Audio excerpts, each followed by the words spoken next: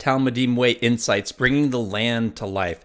In Mark 2 and Luke 5, there's this story about the paralytic man and the four friends who want to bring the man to Jesus, but they can't get into the house because it's so crowded. So what do? They go up to the roof and punch a hole in the roof and lower him down that way. So let's take a look at Galilean houses to see if we can get some more insight on this famous story. Mark 2, starting with verse 2, "And many were gathered together, so that there was no longer space, not even near the door. And Jesus was speaking the word to them. And some people came, bringing to him a man who was paralyzed, carried by 4 men. And when they were unable to get to him because of the crowd, they removed the roof above him. And after digging an opening, they let down the pallet on which the paralyzed man was laying. And Jesus, seeing their faith, said to the paralyzed man, 'Son, your sins are forgiven.'" So let's take a look at what Galilean houses look like. A house in first century Galilee was actually a series of individually roofed, we would say, rooms. They're all a single story, and they centered around an open courtyard, and there was one main entrance to the street. And when we look at this area in Capernaum, we get a picture of this. So the drawing on the right is of the same area that's of drawing on the left is of the same area that's of the picture that's on the right. And so if you pause and you want to look at the drawing and you see the stairs that are in sort of the center right of the picture, then that's the same stairs that are in the photograph. So the drawing is an artist's impression of this area, and it's between Peter's house and the Great Synagogue. And then we can see the excavated area today. And so you see these small rooms, and the smallness indicates that this was not an affluent community because, of course, the bigger the houses, the more money you have, et cetera, et cetera. So probably many families lived together here and centered around this open courtyard. And this is kind of what the scene was. So people were crowded into a room, and maybe they were tucked back away, and there were just crowds everywhere. And the people bringing the paralyzed man just couldn't have access.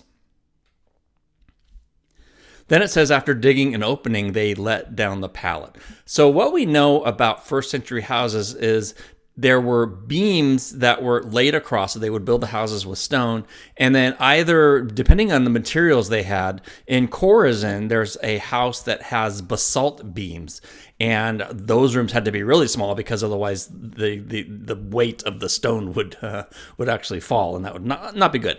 In Katsrin, which is where there's a recreated first century village, they had access to wood. That's more of a wooded area, so they could use trees. So you can see an unfinished area intentionally in Katsrin was wood and then beams laid across.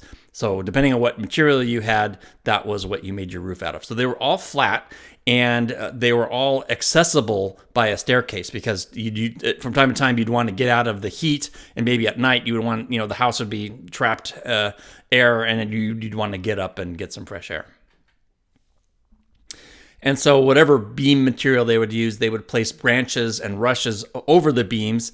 And then finally, the external top would be sealed in mud. And you can see a couple pictures here. So the larger picture is of inside the house.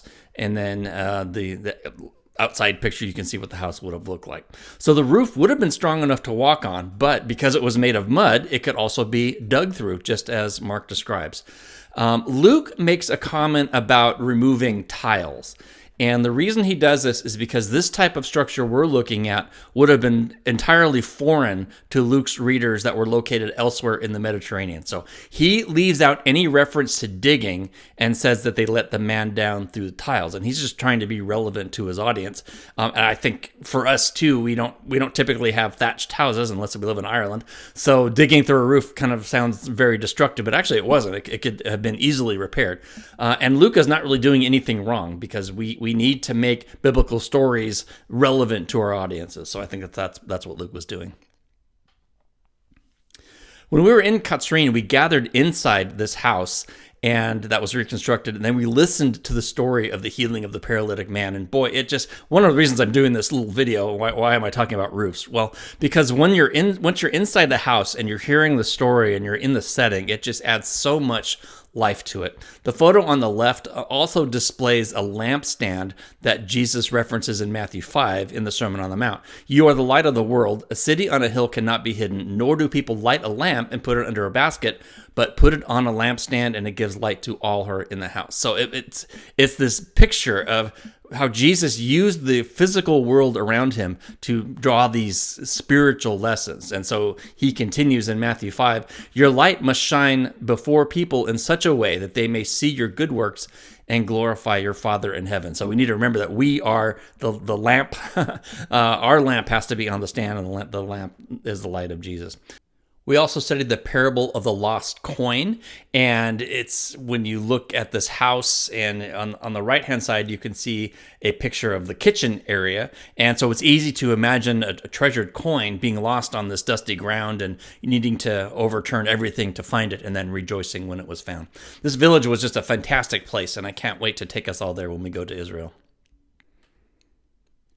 So it may seem strange to think that we can draw spiritual lessons from a roof, but I think we absolutely can. When we think of the lowering of the paralytic man, I see two main applications. Of course, we need to be that friend who will bring someone else to Jesus when they're hurting, when they need healing, and they need Jesus. So we need to take that initiative. But also, one thing that Pastor Joey, who taught us at Katrine, one thing that he pointed out is that we also have to surround ourselves with friends who will bring us to Jesus when we need healing. And one downside of our modern society, which values, rugged individualism, is that we can be afraid to let others know when we need help. But as Talmidim, as disciples, we have to surround ourselves with friends who will break down barriers and bust through a hole in the roof to bring us to Jesus if we need them to. Ecclesiastes 4:9 and 10, 2 are better than one because they have a good return for their labor. For if either of them falls, the one will lift up his companion. But woe to the one who falls, and there is not another to lift him up. So just a reminder to have solid friends, maybe not a lot. You don't have to share your hurts and everything with everyone in the world, but have that inner circle of friends who can bring you to Jesus when the time is right. So who knew we could even have spiritual insights from first century home building practices? I hope you found this interesting. We'll look at another topic on a future edition of Talmidim Way inSITES. Join us then.